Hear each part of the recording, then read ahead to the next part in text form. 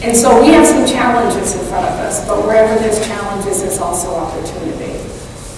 And one of the areas about our monitoring process that I have stressed and emphasized and we are putting into practice is that as part of the monitoring process, we want to make allowance for, and we want to hear about those innovative approaches, those innovative partnerships that help to accomplish those outcomes, that help to increase performance, and that truly do reflect the commitment on behalf of whatever community it is who is serving the disability community. Those partnerships also don't exclude, and very much include, the individuals with a disability who are being served. When I came through the system, you never heard that word partnership. You didn't hear, that we were working alongside of our counselors. The agencies, the state agencies, they were the leaders. They were the ones that knew everything about the field. We were the recipients of those services. My message is that we are not just recipients, but we are in fact partners in this process. And one of the ways I absolutely came to that conclusion was, I said earlier I was the worst VR counselor. I'm going to give VR. I was the best VR counselor. Because I had learned from my counselors what did not work. My very first appointment with my VR counselor, who came to my home to talk to me about VR services, which I knew nothing about, said to me that I should not rely on individuals who were sighted at all. And I said, well, what do you mean? And he said, well, you're not going to be able to rely on them. You need to rely on yourself. And I said, oh, well, geez, the last time I checked, the world predominantly is sighted. So what am I supposed to do? Exclude all these people out of my world? And he said, well, you don't have to exclude them, but you just can't count on them. My counselor, by the way, was blind. And I said to him, well, let me ask you a question. How did you get here today? He says, oh, I got a driver downstairs.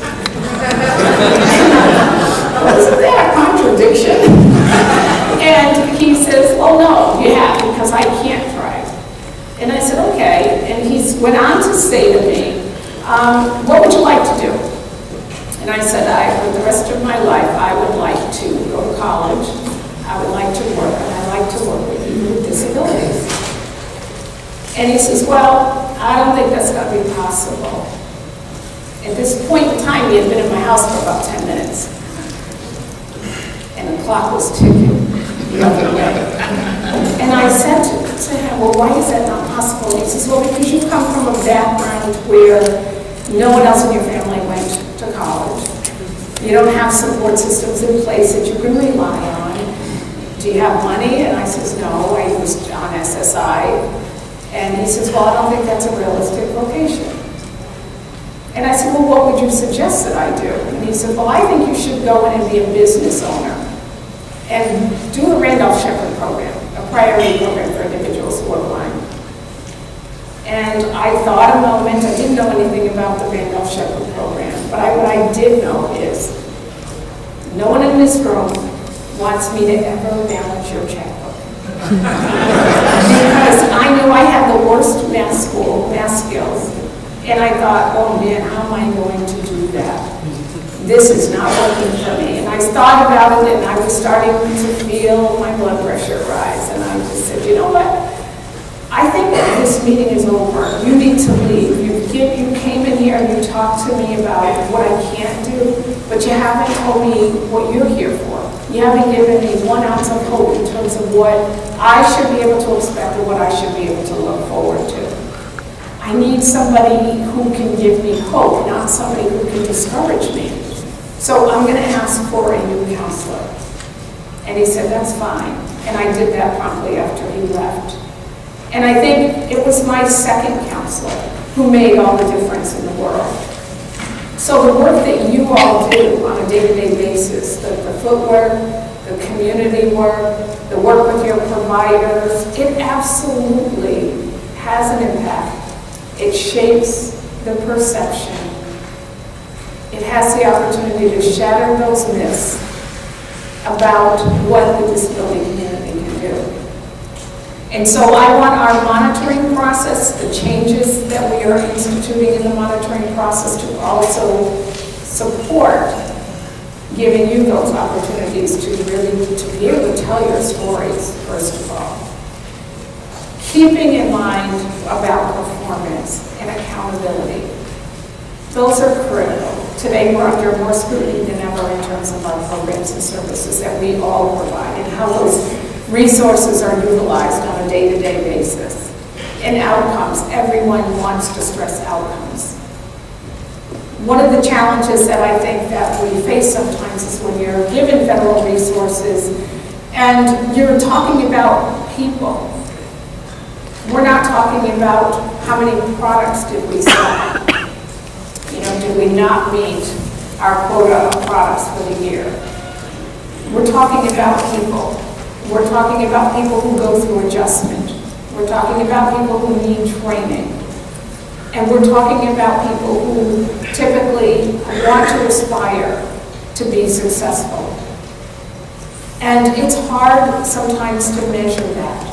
And so what I'm hoping to do is to instill these changes in the monitoring process that will help us at least to get there, to be able to look at all these components together. Because nothing to me defines success better than the examples of your consumers that you're serving. They are the experts. They are the ones who have gone through the program, through the adjustment, through the training, with all of the supports in place as partners in vocational rehabilitation. And we don't often, as a field, market ourselves in the same way that business does.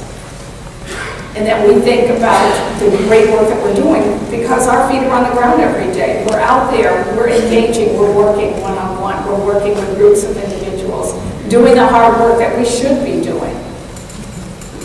But we need a better way, a different way to tell our story so that our program is not just perceived as a program that gets jobs.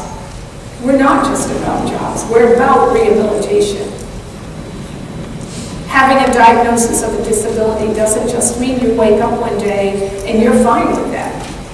And you go from point A to point B, and there are no bumps, there's no transition. We need a better way, a different way to show that journey in addition to showing those outcomes. Because without that journey, there would be no outcomes, there would be no success. And all of us know that because we're in this world together. We're doing it together, we're working with our partners, and we're working most importantly with those consumers. I'm really happy to also share with you that regarding some of the demonstration programs that we have had, and the fact that we are in the process now of a draft language right now to looking at proposed rulemaking that changes the definitions of reservations. We're doing that under the leadership of Tom Finch, but also we're doing it because it makes sense. When you categorize individuals, when you categorize programs, when we make our own definitions that sort of fit into the program or the regulations as we see it, the results often impact people directly. We're doing it because it's the right thing to do.